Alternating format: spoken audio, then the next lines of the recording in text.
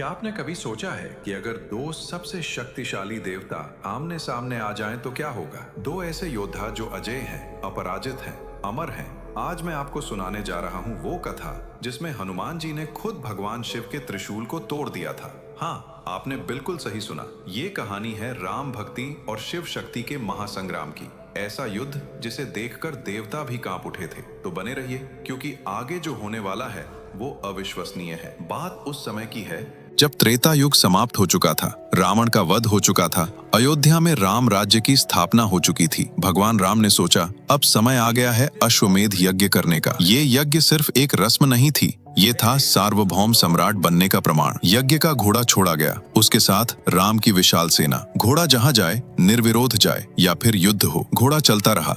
राज्य दर राज्य सभी ने स्वीकार किया राम की सर्वोच्चता। लेकिन तभी कुछ ऐसा हुआ जो किसी ने नहीं सोचा था। घोड़ा पहुंचा वीरमणि के राज्य में। और वीरमणि कौन थे?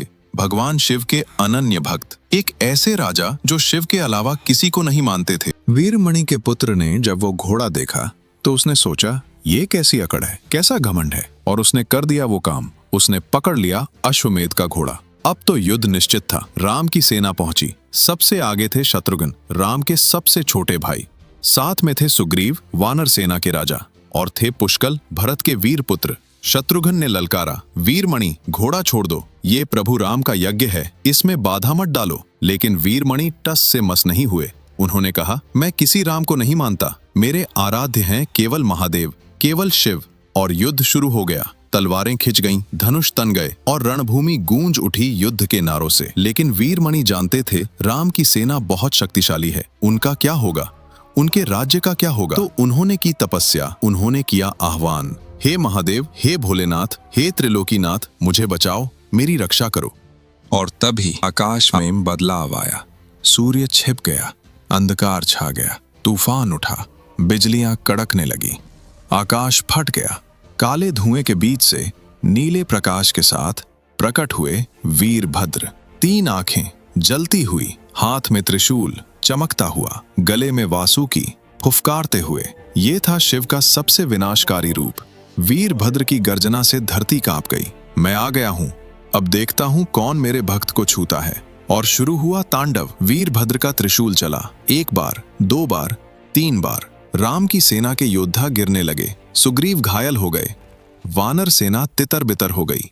और फिर सबसे दुखद, भरत के प्रिय पुत्र पुष्कल वीर गति को प्राप्त हो गए। शत्रुघ्न ने देखा अपनी सेना का विनाश। उन्होंने छोड़ा ब्रह्मास्त्र, पर वीरभद्र ने उसे भी रोक दिया और एक बार में शत्रुघ्न भी बेहोश हो गए। राम की आधी सेना समाप्त हो गई। अब क्या होगा? कौन बचाएगा राम की सेना को? और तभी दूर से, बहुत दूर से एक आवाज गूंजी, जय श्री राम।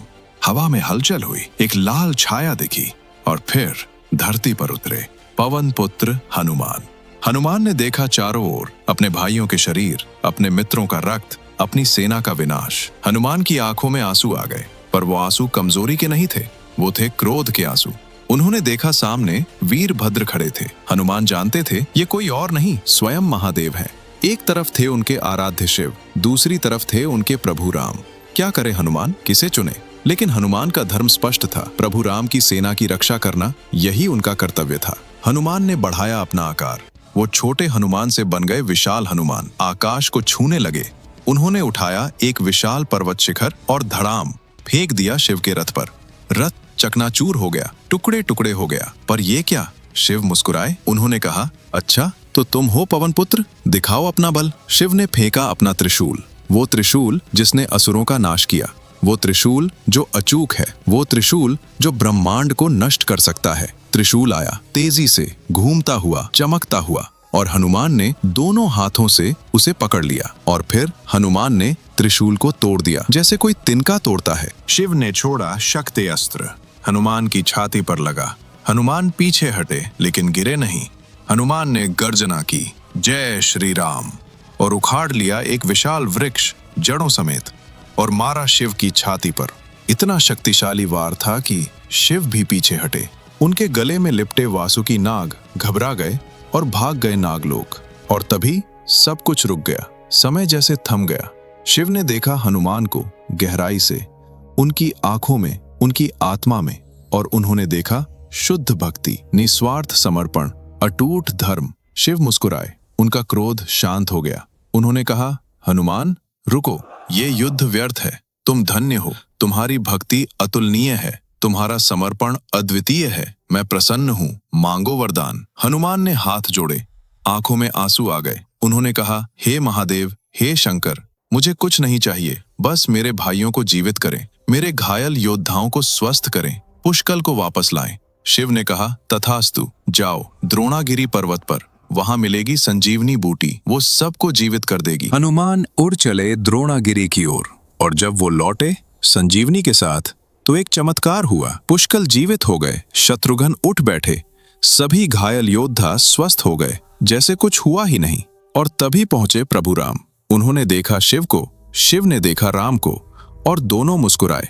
राम ने कहा, हे महादेव, आप मेरे हृदय में हैं। शिव ने कहा, और तुम मेरे हृदय में हो राम। और फिर शिव ने हनुमान की ओर देखा और बोले, हनुमान, तुम मेरे अंश हो, तुम स्वयं रुद्र के अवतार हो। ये युद्ध नहीं था, ये था भक्ति की परीक्षा, ये था धर्म की परीक्षा, ये था समर्पण की परीक्षा। क्योंकि जब भक्ति सच्ची हो, जब समर्पण पूर्ण हो, तो भक्त और भगवान में कोई अंतर नहीं रहता। तो दोस्तों, ये थी वो अद्भुत कथा जहां दो महाशक्तियां आमने सामने आईं और दोनों विजयी हुईं, जहां युद्ध हुआ पर शत्रुता नहीं, जहां संघर्ष हुआ पर प्रेम बना रहा। अगर आपको ये कहानी पसंद आई तो लाइक करें, शेयर करें और बताएं कमेंट में कौन सी कथा सुनना चाहते हैं अगली बार। जय श्री राम, हर हर महादेव, जय बजरंगबली।